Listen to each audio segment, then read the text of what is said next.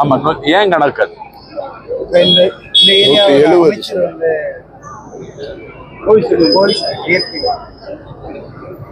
ஊழலில் புழுத்து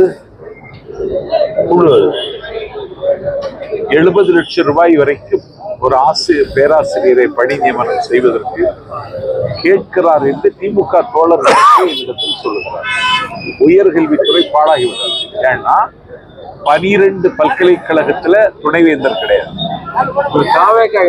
கேளுங்க, தமிழ்நாட்டினுடைய வரலாற்று சிறப்பு மிகுந்த மெட்ராஸ் யூனிவர்சிட்டி, சென்னை பல்கலைக்கழகத்தில் துணைவேந்தர் கிடையாது. அந்த பேராசிரியர்கள் ஒப்பந்த அடிப்படையில் நியமிக்கப்பட்ட பேராசிரியர்களுக்கு சம்பளம் கிடையாது. அதனால உயர்கல்வித்துறையை தமிழ்நாட்டில் பாழாகிவிட்டது. மேலாண்மை செய்கிற அதிகாரம் கவர்னருக்கு இருக்கிறது என்று அவர் ஒரு பேரலல் கவர்மெண்ட், ஒரு போட்டி கவர்மெண்ட் நடத்துறார். அவரே ஒரு டிஃபாக்டோ சீஃப் மினிஸ்டர் மாதிரி நடத்துகிறார். அந்த டிஃபாக்டோ சீஃப் மினிஸ்டர் மாதிரி நடிக்கின்ற ஒரு ஆளுநரை இந்த நாட்டில் உட்கார வைக்கிற யோக்கியதை கூட இன்னைக்கு திமுகவுக்கு இல்ல. உயர்கல்வித்துறை பாழாகிவிட்டது. எத்தனை தொகுதியில வெற்றி பெறும்? திமுக வந்து 200 தொகுதி அப்படின்னு சொல்லிட்டு 200 தொகுதி இருக்கு, நிற்பாங்க. ஜெயிக்கிறது இல்ல, 200 தொகுதி நாங்க வந்து கைப்பற்றோம் அப்படின்னு சொல்லி. திமுகவே 200 தொகுதியில நிக்க முடியாத. 26 கட்சி சேர்ந்திருக்கு. அவியல் தயாராயிட்டது. அதிமுக சாம்பார் தயாராயிட்டது. ஆனா தாவேகாவுக்கு வெற்றி உறுதியாகிவிட்டது.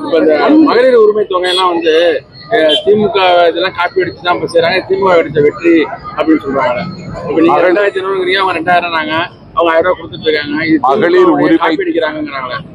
காப்பி அடிச்சா நீங்க சாப்பிடுவீங்க சோறு, நானும் சோறு சாப்பிடுவேன். அப்ப உங்களை பார்த்து காப்பி அடிச்சு நான் சாப்பிடுறேன்னா மகளிருக்கு கொடுக்கிற உரிமை தொகை நாங்களும் கொடுக்கிறோம், அவ்வளவுதான்.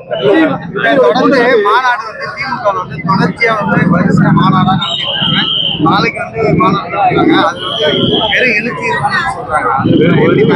ஒரு எழுச்சி இல்லை. வயாகரா மாத்திரை சாப்பிட்டா கூட வராது. கூட்டணிக்கு நெருக்கடி கொடுக்குறாங்க. அவங்களும் கூட்டம் நடத்துறாங்க, அவங்களுக்குலாம் எந்த இது கிடையாது. எங்களுக்கு நெருக்கடி ஆட்சி அதிகாரத்துல பங்கு சொல்லி யாரும் கூட்டணிக்கு வராம இருக்காங்களே எந்த கட்சியுமே. இல்ல, கூட்டணிக்கு வர வேண்டிய தேவை எங்களுக்கு இல்ல. ஒரு கட்சியை கூட்டணிக்கு கூப்பிடணும்னா கூட்டணி அமைப்பதற்கு ஒரு குழு தலைவர் போட்டிருக்கணும். அவர் போடவே இல்லையே.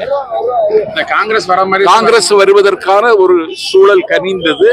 அதை இன்றைக்கு அவர்கள் அதிகாரத்தை வைத்து தடுத்து விட்டார்கள்.